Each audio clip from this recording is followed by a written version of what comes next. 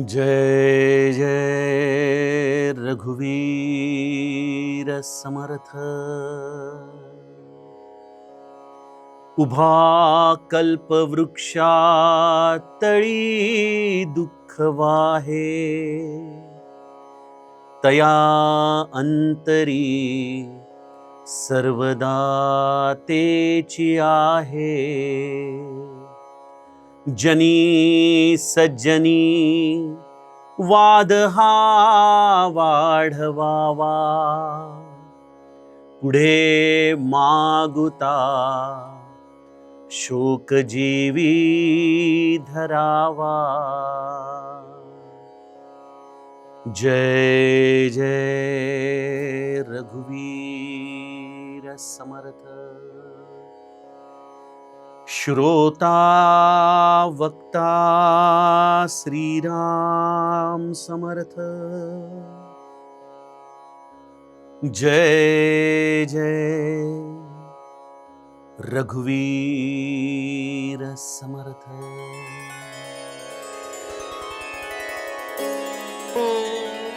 श्रीराम आपल्या सर्वांच्या हृदयस्थ वसणाऱ्या आत्मा रामास साष्टांग प्रणिपात करून मनोबोध एक अंतरयात्रा या समर्थ श्री रामदास स्वामी विरचित मनाच्या श्लोकांचा जो आपण चिंतनात्मक मागोवा घेत आहोत। सज्जन हो, आज आपण त्यातील श्लोक क्रमांक 61 ह्याचं चिंतन पाहणार आहोत। समर्थांनी गेल्या श्लोकामध्ये रामाची तुलनात्मक एक विचार आपल्या समोर मांडला की राम कोण आहे? राम कल्पतरू आहे का? होय। राम कामधेनू आहे का? निश्चित आहे। राम निधीसार आहे का? राम चिंतामणी आहे का? निश्चितच आहे। तो कसा आहे त्याचे गुणधर्म आपण बघितलेच। पण मग राम हा केवळ या 4 संज्ञांपुरताच मर्यादित आहे का? तर निश्चित नाही। तयाचे नियोगे घडे सर्व सत्ता, ज्याच्या योगाने ही सर्व सत्ता या पदार्थांना प्राप्त होते, किंबहुना या संपूर्ण ब्रह्मांडाचा स्वामी असलेला हा राम, तया साम्यता कायसी कोण आता? त्याला कोणाशी साम्यता करता येईल? राम हा सर्वश्रेष्ठ असा या ब्रह्मांडाचा अधिनायक आहे। हे जणू काही समर्थांना आपल्याला सांगायचं आहे। का बरं सांगतायत समर्थ असे? कारण जीवाच्या अंतरंगामध्ये विषय सुख, प्रापंचिक सुख हे नेहमीच रामाच्या भक्तीपेक्षा वरचढ राहिलेलं आहे।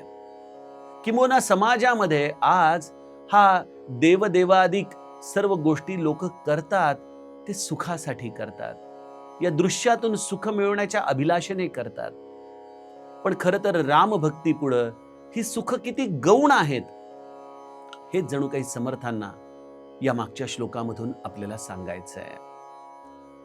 आज समर्थ आम्हाला आपल्या अंतरंगामध्ये आपण एका मोठ्या तत्वाला प्राप्त करूनही त्याच्यापासून कसे विलग आहोत, कसे दूर झालेलो आहोत हे आम्हाला समजावून सांगायचं आहे। समर्थ त्यासाठी पुनश्च आम्हाला स्वर्गातल्या कल्पवृक्षाचं उदाहरण देतात। काय म्हणतायत समर्थ?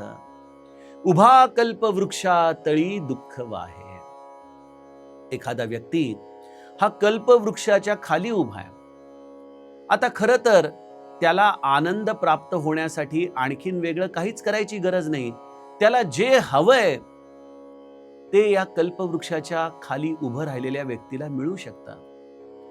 पण गंमत अशी आहे की अशा या कल्पवृक्षाच्या छत्रछायेखाली उभं राहूनही तो दुःखी आहे। का बरं दुःखी आहे? उभा कल्पवृक्षातळी दुःख वाहे, तया अंतरी सर्वदा तेची आहे। तो नित्य निरंतर या दुःखाच्या भावनेमध्येच इतका वेढला गेलाय की त्याला याची जाणीवच नाहीये की ज्या दुःखापासून सुटण्यासाठी आपण धडपडतोय त्याच्या छत्रछायेखाली आपण बसलोय। आपण मागावं आणि त्यांनी द्यावं, एवढं हे गणित सोपं आहे। पण न जाणे मनुष्याची बुद्धी अशा वेळेला कशी बरं गहाण पडते की मनुष्य या कल्पवृक्षाच्या छायेमध्ये राहूनही दुःखी राहतो. जनी सज्जनी वाद हा वाढवावा. एखाद्या सज्जनाच्या छत्रछायेखाली मनुष्य जातो आणि बऱ्याचदा त्या छत्रछायेखाली जाऊनही नेमकं तिथं काय प्राप्त करायचं हे न कळल्यामुळं आपल्या जीवनामध्ये वादच तो वाढवून घेतो, संघर्षच तो वाढवून घेतो. आणि या वादाच्या मुळे काय होतं? जनी सज्जनी वाद हा वाढवावा, पुढे मागुता शोक जीवी धरावा. आणि मग आयुष्याच्या कुठल्या ना कुठल्या तरी टप्प्यावर या कल्पवृक्षाची महती न कळल्यामुळं जीवनामध्ये तो दुःखाचाच वाहक होतो. सज्जनो, हा श्लोक फार समजायला गुह्य आहे खरा. तुम्ही जेव्हा या व्यक्तीच्या विषयी विचार कराल तेव्हा निश्चितच मनामध्ये एक असा विचार येऊन जाईल, काय वेडा माणूस आहे हा. अरे, कल्पवृक्षाखाली उभा आहेस ना, मग दुःखी का आहेस? खरोखर हा प्रश्न आपल्याला पडणं स्वाभाविक आहे. पण तो व्यक्ती कोण, हा प्रश्न आपल्याला पडत नाही. कोण आहे ती व्यक्ती? कोण आहे तो मूर्ख जो या कल्पवृक्षाच्या खाली उभा राहूनही दुःखी आहे? सांगू त्याचा पत्ता तुम्हाला. तो आहे तुम्ही, आम्ही, प्रत्येक जीव. आपण म्हणाल आम्ही दुःखी आहोत, हे बरोबर आहे, पण कल्पवृक्षाखाली कुठं आहोत आम्ही? सज्जनो, आम्हाला जाणीवच नाही की आम्ही त्या रामकृपेच्या छत्रछायेखाली आहोत निरंतर. आम्ही जरी रामाला आपलं म्हटलं नाही तरी त्या रामाने मात्र आम्हा प्रत्येकाला, जसं त्या श्रीकृष्णाने सर्व गोपाकालकांना जसं त्या गोवर्धन पर्वताखाली घेतलं, त्याप्रमाणे सज्जनो, या चराचरातला प्रत्येक जीव हा रामाच्या अधीन आहे. तो रामराया प्रत्येकाच्या हृदयामध्ये आहे. ममैवांशो जीव लोके जीवभूत सनातना. मी प्रत्येकाच्या हृदयात अंश रूपाने राहतो. अर्थातच हा कल्पवृक्ष आमच्या हृदयामध्ये राहतोय, पण त्या हृदयामध्ये या कल्पवृक्षाखाली आमचा जीव मात्र कसा आहे? निरंतर दुःखी आहे. खरोखर हा विचार आम्हाला समजून घेतला पाहिजे. गोस्वामी तुलसीदास रामचरितमानस मध्ये एक फार सुंदर चौपाई गातात बरं. गुर पितु मातु महेश भवानी. गुर पितु मातु महेश भवानी. प्रणवं दीन बंधु दीन दानी. गुर पितु मातु महेश भवानी. अस प्रभु हृदय अछत अबिकारी. सकल जीव जग दीन दुखारी. दीन दुखारी. गुर पितु मातु महेश भवानी. गुरु पितु मातु महेश भवानी. प्रणवं दीन बंधु दीनदानी. अस प्रभु हृदय अछत अबिकारी. सकल जीव जग दीन दुखारी. महादेव आणि माता पार्वती जे निरंतर या रामनामाच्या अधिष्ठानामध्ये आहेत, ते आमच्या हृदयामध्ये आमचे माय बाप या रूपाने वस्ती करतात. पण त्यांचं लेकरू कसं आहे? असं प्रभू अछत हृदय अभिकारी. या हृदयामध्ये असा हा अक्षय अविकारी माता पिता राम नामाच्या रूपाने आमच्या अंतरंगात वास करतो. परंतु सकल जीव जग दीन दुखारी. सगळं जग अत्यंत दीन आहे, दुःखी आहे. काय करावं? प्रत्यक्ष माता पिता महादेव आणि पार्वती सारखे असताना, अवढरदानी असताना जीव मात्र दुःखी आहे. सज्जनो, याचं कारण असं आहे की आम्हाला रामाचा आम्ही आश्रय घेतला आहे यावरती विश्वासच नाहीये. म्हणून समर्थांनी मनोबोधाच्या आपल्या झालेल्या श्लोकांमध्ये देखील आम्हाला एकच गोष्ट सांगितली की रघुनायका दृढ चित्ती धरावे. त्या रामाचा आश्रय आम्ही घ्यावा, आपल्या हृदयामध्ये त्याला घट्ट धरावं. खरं तर तो आहेच, पण सोडून जाणारे आम्ही अज्ञानी जीव त्याच्यापासून लांब पळून जाण्याचा प्रयत्न करतोय. खरं तर आम्ही आमच्या सावलीपासून पळण्याचा प्रयत्न करतोय. कितीही पळालो, कुठेही जरी गेलो तरी सकळ जीवांचा करीतो सांभाळ, तुझं मोकळी कैसी नाही, अशी आमची अवस्था आहे. पण आम्ही या जगाकडं दीन दुःखी होऊन अपेक्षा ठेवून वागतो बघा. समर्थ दासबोधामध्ये एक उदाहरण देताना म्हणतात की एका मनुष्याकडे वडिलोपार्जित वाडा होता. कालांतराने त्या वाड्यामध्ये राहत असताना त्याची परिस्थिती खालावली. अन्नाची त्याला मारामारी व्हावी इतकी परिस्थिती खालावली. त्यामुळे तो जगाकडे बाहेर डोळे लावून बसला की कोणीतरी पैसे द्यावेत, कोणीतरी धन द्यावं, संपदा द्यावी. पण त्याला हे माहित नव्हतं की आपल्या पूर्वजांनी या घराच्या खांबांमध्येच सोनं भरून ठेवलेलं आहे. जर त्याचा शोध लागला तर आपल्या घरालाच नाही तर अख्ख्या गावाला 7 पिढ्या बसून पुरेल एवढं अन्नधान्य आपल्याला खरेदी करता येईल. एवढं सोनं नाणं आपल्या घरातच आहे. परंतु मनुष्य हा जसा बाहेर डोळे लावून बसलाय ना सज्जनो, तसं आमच्याच हृदयामध्ये रामरूपी कल्पतरू, कामधेनू, निधीसार, चिंतामणी सगळं काही वास करतंय. परंतु आम्ही मात्र हो आहे राम, पण आम्हाला तर जगाकडून अपेक्षा आहे ना. आम्हाला लोक पैसे देतील, लोक सुख देतील, लोक आनंद देतील, लोक आमच्या जीवनाचं कल्याण करतील ही अभिलाषा आहे. आणि हृदयामधला राम, अरे तो काय करणार? अशा पद्धतीने आम्ही रामाच्याकडे हतबलतेने वागतो आणि जगाकडे मात्र आशा लावून बसतो. काय म्हणावं अज्ञानाला आमच्या? आम्ही आमच्या रामाला मागावं, मनापासून मागावं. म्हणून तर आमच्या समर्थांनी सर्व गोष्टी रामाला मागितल्यात. मज न कळे ते दे रे राम, मला जे कळत नाही ते देखील तू रामा तूच देशील. रामाला जेव्हा आम्ही आमचा मायबाप समजतो ना सज्जनो, आणि जेव्हा एखादं अज्ञानी लेकरू, लहान लेकरू जसं आपल्या आई वडिलांच्याच कुशीमध्ये राहतं आणि सतत जे काही मनाला वाटेल, योग्य वाटेल ते आपल्या आई वडिलांनाच सांगतं, त्याप्रमाणे जर आम्ही आमचं जीवन राम आश्रित जगू शकलो ना, तर आम्हाला आमच्या अंतरंगामध्ये कधीही या दुःखाला सामोरं जावं लागणार नाही. आज आम्हाला डिप्रेशन आहे, नैराश्य आहे, काळजी आहे, चिंता आहे, भय आहे. समजून घ्या, अजूनही रामाश्रय झालेला नाही. हा रामाश्रय आपण घ्यावा. आपण म्हणाला, दादा आम्ही रामाला मागतो पण तो देत नाही. मग निश्चित समजा की जसं एखादी आई, एखादा पोरगा विस्तवाला हात लावायचा म्हणून जर आईकडे हट्ट करू लागला तर आई त्याला 2 धपाटे देईल, पण त्याला कुठल्याही परिस्थितीत विस्तवाकडे जाऊ देणार नाही. तुम्ही जी गोष्ट मागताय ती तुमच्या कल्याणाची नाही, म्हणून रामराया तुम्हाला देत नाही हे समजून घ्या. तो तुमचा मायबाप आहे. पण आम्ही रामाला सोडून सगळीकडे म्हणतो, सगळीकडे फिरतो. म्हणून आमचे समर्थ उपासनेमध्ये म्हणतात ना, म्हणून आम्ही रामदास कोसळूनी पडो हे आकाश, परी आणिकाची वास न पाहू सर्वथा. आमच्यावरती आकाश जरी कोसळून पडलं तरी आम्ही जगामध्ये इतर कोणाचीही कडे अभिलाषा हात पसरणार नाही, कारण आमचा दाता एक राम, भिकारी सारी दुनिया. हा बोध समर्थांच्या अंतरंगामध्ये दृढ झालेला आहे.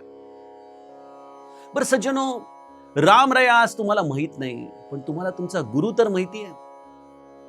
काय करतो आम्ही गुरुकडे जाऊन? तो गुरु देखील राम रूपच आहे. तो आमच्या जीवनामध्ये रामाच्याच रूपाने प्रवेश करतो. सर्व गुणधर्म देखील त्याच्यामध्ये समाविष्ट आहेत जे रामाच्या अंतरंगामध्ये वास करतात. मग अशा या गुरुकडे जाऊन जो आम्हाला मोक्षलक्ष्मी प्रदान करू शकतो, अशा गुरुचा आम्ही वापर निरंतर एखाद्या कल्पवृक्षाप्रमाणेच करत राहतो, होय की नाही? मना राम कल्पतरू कामधेनू, मागच्या श्लोकामध्ये आपण बघितलं त्याप्रमाणे आम्ही गुरुकडे जातो आणि मागतो काय? मुलाबाळांचं चांगलं होऊ द्या, मुलीचं लग्न होऊ द्या, आर्थिक परिस्थिती चांगली राहू द्या, शारीरिक व्याधी दूर होऊन जाऊ द्या, जीवन तंटामुक्त होऊ द्या, काळजीमुक्त होऊ द्या, चिंतामुक्त होऊ द्या, वगैरे वगैरे वगैरे. याला अंतच नाहीये आमच्या मागण्याला. पण या सगळ्या क्षणिक लाभापायी आम्हाला हे कळत नाही की त्या रामाला ह्याच्याही पलीकडे आम्हाला घेऊन जायचंय. श्री महाराज म्हणायचे, तुम्हाला जे मला द्यायचंय ना, ते जर मी दिलं तर तुमची झोळी फाटून जाईल. तुमच्या कल्पनेच्या पलीकडे मी सगळं तुम्हाला देऊ शकतो. पण आमच्या या कल्पना काही केल्या संपत नाहीत, थांबत नाहीत. खरं तर या अशा संताला प्राप्त झाल्यानंतर मनामध्ये एकच विचार यावा की प्रभो, आपण सांगता की जीवा कर्मयोगे जनी जन्म झाला, तर मग आज या जीवनामध्ये जी सुखदुःख आहेत ना, ती असू द्या ना. ती जशी असतील तशी असू द्या, कारण ती सगळी माझीच कर्माची फळं आहेत, ती मी भोगतो. पण प्रभू, मला या जीवनाच्या परमसौख्यासाठी जो प्राप्त करायचा आहे तो राम सांगता का हो? तो राम मला समजावून देता का हो? माझ्याच हृदयात वसणाऱ्या रामापर्यंत मला नेता का हो? सज्जनो, संत आमच्या जीवनामध्ये येतात ते या रामाची भेट घालून देण्यासाठी. पण जसं मी काही सत्रांपूर्वी उदाहरण दिलं, मी गावाच्या जत्रेला जायचो ते देवाच्या दर्शनासाठी नाही, तर त्या मंदिराच्या बाहेर बसलेल्या जत्रेतून वस्तू विकत घेण्यासाठी. त्याप्रमाणे आम्ही सज्जनांकडे जातो ते प्रापंचिक सौख्य मिळवण्यासाठी. आणि हे श्री महाराज शल्य रूपाने सांगायचे की माझ्याकडे येणाऱ्या प्रत्येकाला राम हवाय, पण तो राम प्रपंचासाठी हवाय. कोणाला रामासाठी राम हवाय असा भेटतच नाही, येतच नाही. बघा, आता श्री ब्रह्मचैतन्य महाराजांचा पुण्यतिथी महोत्सव सुरू होईल. आम्ही सगळे लोक त्यांच्या दर्शनाला जाऊत. पण ते खऱ्या अर्थाने समाधीतून आज एवढ्या 115 वर्षानंतरही जर कशाची वाट बघत असतील, तर अशा एखाद्या ब्रह्मानंद महाराजांची वाट बघतायत, अशा एखाद्या आनंद सागरांची वाट बघतायत, ज्यांना रामासाठी राम हवाय, प्रपंचासाठी राम नको. अशा जीवाचा खऱ्या अर्थाने ही संत देखील वाट पाहत असतात. पण आम्ही या संतांकडे जाऊन म्हणतो, ठीक आहे, तो राम जेव्हा असेल तेव्हा मिळेल, पण प्रभू, ह्या गोष्टी अत्यंत गरजेच्या आहेत, त्या तुम्ही मला द्या. आणि मग बहुतांश वेळेला लोक एखाद्या समाधीचं मोठेपण कसं सांगतात, फार जागृत समाधी आहे बरं, मी जाऊन सांगितलं आणि लगेच 2 दिवसामध्ये माझं काम झालं. मग तो पैशाचा असो, मुलाबाळांचा असो, तब्येतीचा असो, काहीही असो, ठीक आहे, या गोष्टी देखील जीवासाठी गरजेच्या आहेत. आणि आम्ही तरी कोणाला मागणार? त्यांनाच मागणार ना. पण जसं लेकरू लहानपणी जे हट्ट करतं, ते हट्ट लहान वयात शोभून दिसतात. तरुण वयामध्ये जर ते हट्ट केले तर लोक त्याला वेडं म्हणतात. पारमार्थिक दृष्ट्या देखील काही सुरुवातीचे लढीवाळ हट्ट महाराज पूर्ण करतात, एक लेकरू समजून. पण आज 25-25 वर्ष साधना झाल्यानंतरही जर आम्ही तेच मागत असू, तर खऱ्या अर्थाने आमचा पारमार्थिक विकास झालाय का? काही विचार केला पाहिजे. कुठेतरी आतमध्ये ही संकल्पना आली पाहिजे की या सगळ्या वस्तू महाराजांना मागाव्यात. किती त्रास देतो आपण महाराजांना. आपल्या भाग्यरेषांमध्ये नसतानाही महाराजांना अनेक डिपार्टमेंटना सांगावं लागत असेल की ह्याला सोडवा, याला एक्झम्पशन द्या, याला हे करा, आणि एवढं सगळं करून ते आम्हाला देतात. आणि त्या वस्तूचा, उदाहरणार्थ एखादी मला कार हवी आहे, हा हव्यास आहे, महाराजांनी ती कार आम्हाला दिली, पण तो आनंद किती वेळ टिकतो? आठवडा 15 दिवस झालं की ती कार जुनी होऊन जाते आणि माणसाचं मागणं आणखीन वाढू लागतं. आणि उद्या त्या कारनी काही धोका निर्माण झाला तर ती कारच आमच्या दुःखाचं कारण ठरते की नाही? त्यामुळे विषयजनित सुखे सौख्य होणार नाही. हे जे मी गेल्या सत्रात तुम्हाला सांगितलं ते सूत्र तुम्ही लक्षात ठेवा की महाराजांच्याकडं आपण काहीही मागू नये. आणि मागायचंच झालं तर एक म्हणावं की प्रभो, मला नामाचं प्रेम द्या स्वामी, मला त्या रामाची भक्ती द्या स्वामी, जीवनामध्ये जे माझं प्रारब्ध आहे ते भोगण्याचं मला सामर्थ्य द्या स्वामी. हे सगळे भोग भोगत असताना तुमच्यावरती माझा असलेला विश्वास ढळणार नाही अशी मला शक्ती द्या स्वामी. अन्यथा सज्जनो, या वस्तू, हे विषय, हे संतांच्याकडे जर आम्ही मागत राहिलो तर समर्थ म्हणतात, पुढे मागुता शोक जीवी धरावा. पुढे माग जाऊन आम्हाला या वस्तूंच्या पासून मिळालेलं सुख हेच आमच्या दुःखाचं कारण ठरतं. आणि एवढं मोठं आयुष्य या कल्पवृक्षाखाली जगायला मिळालं, सद्गुरूच्या छत्रछायेखाली जगायला मिळालं, परंतु या सद्गुरू रायाच्या छत्रछायेखाली जगत असतानाही आम्ही आमचं दुःख घालवू शकलो नाही, कारण या दुःख घालवण्यासाठी मागावयाचा राम आम्ही कधी सद्गुरूकडे मागितलाच नाही.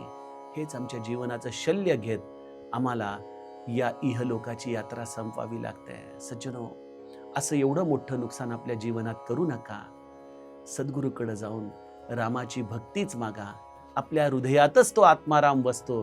हे नित्य ध्यानात ठेवून आपल्या रामरायाशी संलग्न राहा आणि जगाकडे कधीही हात पसरू नका. हेच समर्थांचं आपल्याला या श्लोकातून सांगणं. आता पुढील श्लोकाचं चिंतन आपण उद्याच्या सत्रामध्ये करूया. जानकी जीवन स्मरण. जय जय राम. जय